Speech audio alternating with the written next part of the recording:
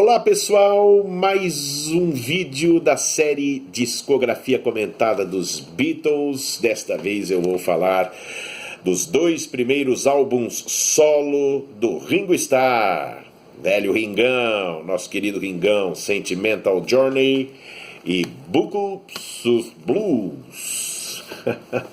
Antes de mais nada, pedindo para vocês darem likes aqui no vídeo, para que a gente suba nas paradas do YouTube, que vocês façam inscrições, quem está vendo pela primeira vez aí aqui no canal, e que vocês visitem a ginger3003.mercadoshops.com.br, minha lojinha online de vinil, CDs, livros, de todos os artistas e principalmente dos Beatles. Amanhã eu vou fazer um vídeo especial aí para mostrar algumas novidades que chegaram essa semana aí dos Beatles, né? Alguns itens aí japoneses e tal, bem bacanas, material do George, do Paul, né? Bom, o Sentimental Journey, o Ringo começou a gravar em outubro de 1969, logo depois daquela reunião que os Beatles fizeram e que o John declarou que queria o divórcio e saiu fora. O Alan Klein pediu para todos não comentarem isso com a imprensa para evitar lá de atrapalhar as negociações do contrato que os Beatles estavam fazendo com a Capitol e EMI. Aí o Ringo entrou numas de assim, ele que estava todo, não, porque os Beatles têm que acabar mesmo, porque cada um tá na sua, estamos com vontade de novos projetos, cada um, tudo individualmente, então vamos lá, tal. Mas o Ringo confessaria que na sequência, quando ele chegou em casa depois da reunião, ele teve assim, a ficha caiu, né? Ele falou, meu Deus, o que eu vou fazer da minha vida, né? Eu falei que por mim os Beatles acabam também, parará, mas o que eu vou fazer da minha vida? Essas são palavras dele, que eu já li, né? Sobre. E aí ele teve uma ideia. Ele queria gravar um disco para a mãe dele, ou pelo menos, claro, essa foi a desculpa para ele se manter ocupado, né? E realizar um projeto, um sonho que ele já cultivava há algum tempo, que era a gravação de velhos standards de jazz e do cancioneiro da Broadway americana, né? Foxtrots e tudo mais. Ele gostava muito desse estilo de música, e a mãe dele, a Elsie, gostava muito, né, também. Então ele falou, bom, eu vou gravar essas músicas e vou dar o disco de presente para minha mãe. Essa, segundo palavras do Ringo, essa foi a primeira ideia dele, né, assim, para ele poder iniciar um novo projeto. Mas eu acho que o que o Ringo queria realmente era se ocupar e tentar esquecer, né, preencher aquela sensação de vazio que pintou para ele, naturalmente, com a história dos Beatles acabarem, né? Embora ainda não tivessem acabado àquela altura oficialmente. Bom, o Ringo contactou o George Martin e eles gravaram nos estúdios da Olympic e também no Morgan Studios em Londres.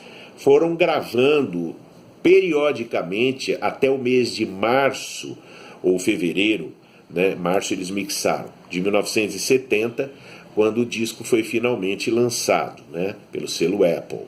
O Ringo contou com participações assim estelares nos arranjos. O Richard Perry, que trabalharia com ele algum tempo depois, participou do arranjo da música título, Sentimental Journey, né? Teve até o Maurice Gibb, dos Bee Gees, que fez o arranjo para Blackbird, Bye Bye Blackbird. O Klaus Voormann supostamente fez um arranjo para I'm a Fool to Care, né? Mas eu acho que quem fez esse arranjo foi o próprio George Martin, assim como o de Stardust, que aqui no disco está marcado como sendo um arranjo do Paul McCartney, mas foi o George Martin também que fez. Isso é comprovado, isso está escrito também em livros de pesquisadores. E o Quincy Jones, né, fez o arranjo de Love is a Many Splendor Thing. Rola também recentemente, não é que rola um boato, não é nada de boato, recentemente o Quincy Jones abriu o bico aí para falar mal dos Beatles e pá, né, que eles não eram bons músicos, e o Quincy Jones fez uma menção ao Ringo, que o Ringo não conseguia acertar um compasso direito, né, na bateria. Eu imagino que tenha sido por volta dessa época aqui, já que foi a única ocasião que o Quincy Jones trabalhou com o Ringo. Embora o Ringo não tenha tocado bateria nesse disco, ele apenas cantou, né? Ou seja, todos os arranjos e as gravações das bases das músicas foram feitas por músicos de jazz mesmo, né? E o Ringo, o trabalho que ele teve foi de colocar os vocais na sequência, fazer os overdubs dos vocais. Portanto, esse comentário infeliz do Quincy Jones pode ter sido feito nessa ocasião, em função dessa gravação.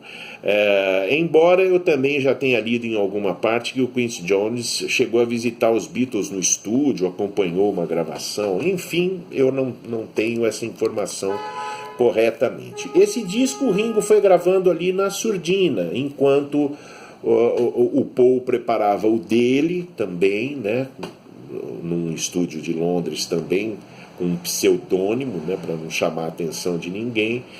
E o John gravava lá em Instant Karma, raspava o cabelo, dava o cabelo de presente pro Malcolm X, lá, Malcolm 10, sei lá como é que fala, que era aquele ativista negro, né, do começo dos anos 60, dos anos 60 e anos 70. Hoje eu estou gaguejando mais do que o normal, acho que é o frio. E então o Ringo foi gravando e lançou esse disco, né? Que, assim, a minha impressão, lançou esse disco em março, pouquinho antes do Paul McCartney lançar o dele, né? O primeiro solo dele, o McCartney, e do Let It Be dos Beatles, 2 meses antes. Eu vou dizer uma coisa para vocês, nunca ouvi direito esse disco assim, nunca. Eu tenho ele na minha coleção, em vinil, inclusive, há pelo menos 40 anos, né? Eu me lembro até hoje. Esse foi um daqueles discos típicos que a gente comprava na ocasião, achando que fosse ser um som dos Beatles, rock, enfim, e a decepção era grande, porque era uma música totalmente estranha ao ambiente de rock e principalmente para um moleque de 8, 9 anos, como era o meu caso, né? Na época em que foi lançado. Eu tenho até hoje o disco com a capa sanduíche, inclusive, versão em mono, que saiu aqui no Brasil. É um fake mono, naturalmente. E eu sempre achei um disco muito estranho. Sempre ouvi muito pouco. Eu gosto de Night and Day, gosto muito de Sentimental Journey, a música título que abre o disco, acho muito bacana. Gosto de Night and Day. E ultimamente eu andei ouvindo esse disco, vocês acreditam? Eu peguei e comecei a ouvir, acho que é porque eu estou ficando velho mesmo.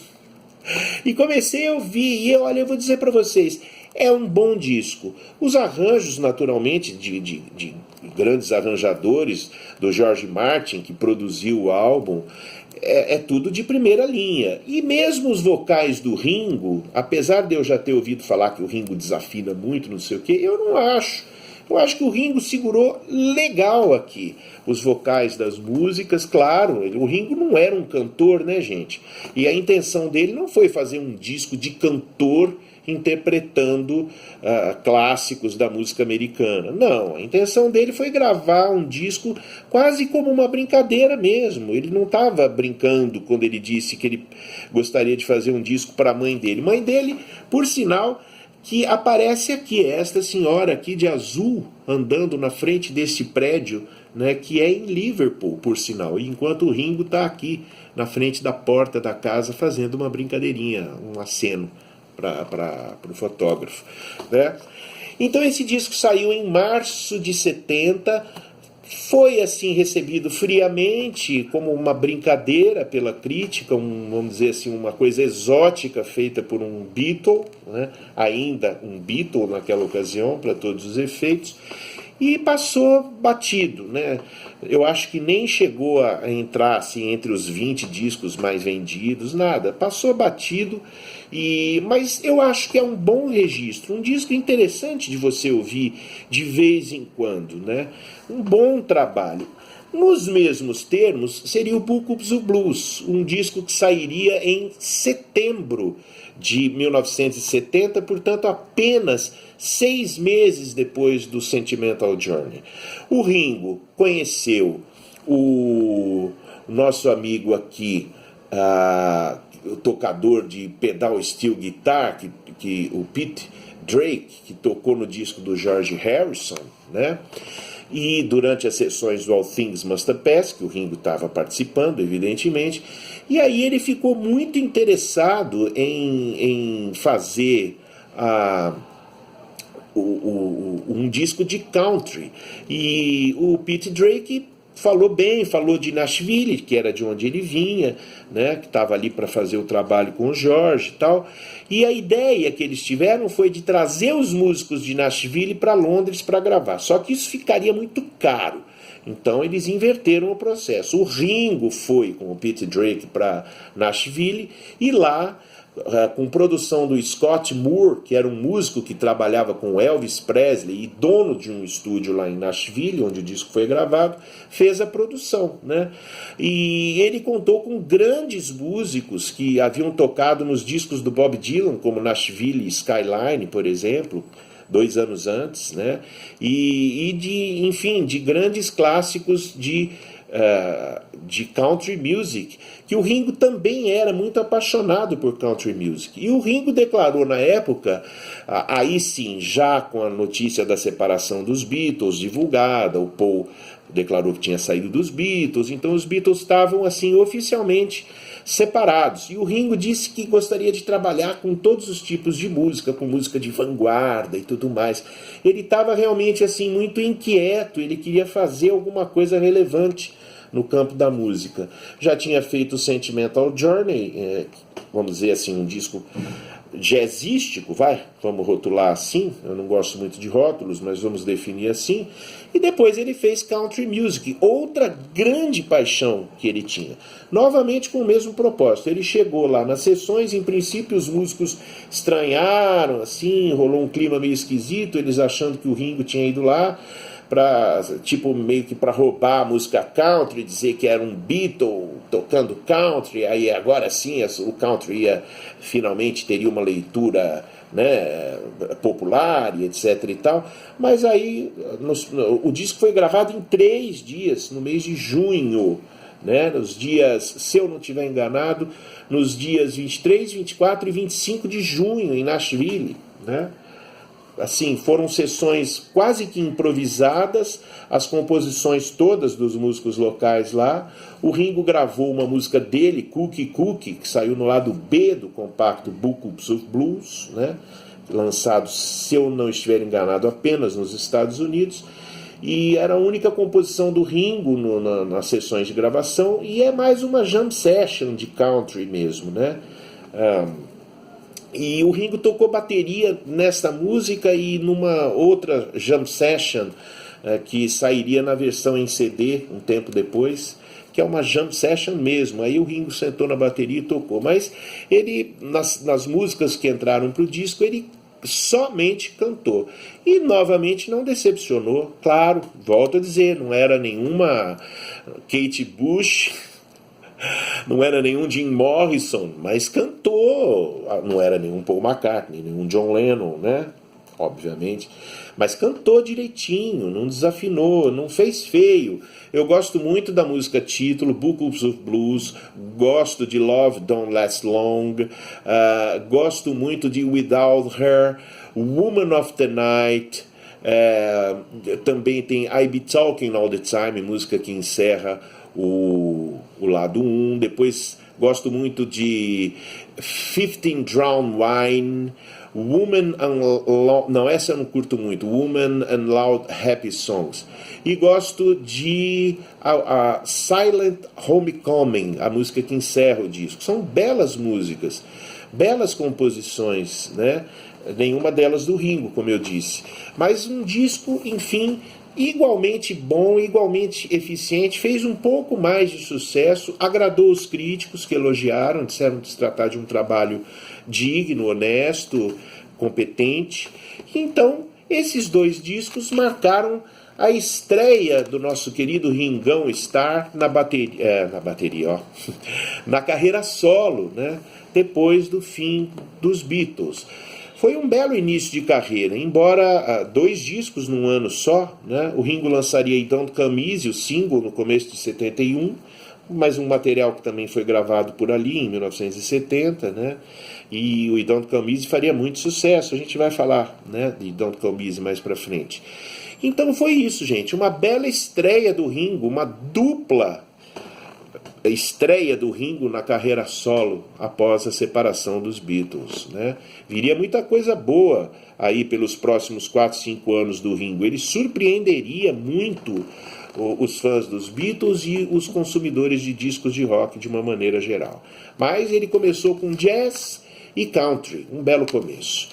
Gente, eu vou ficando por aqui pedindo likes, pedindo inscrições no canal e visita lá na ginger3003.mercadoshops.com.br. Valeu, pessoal, até domingo com mais um vídeo aqui.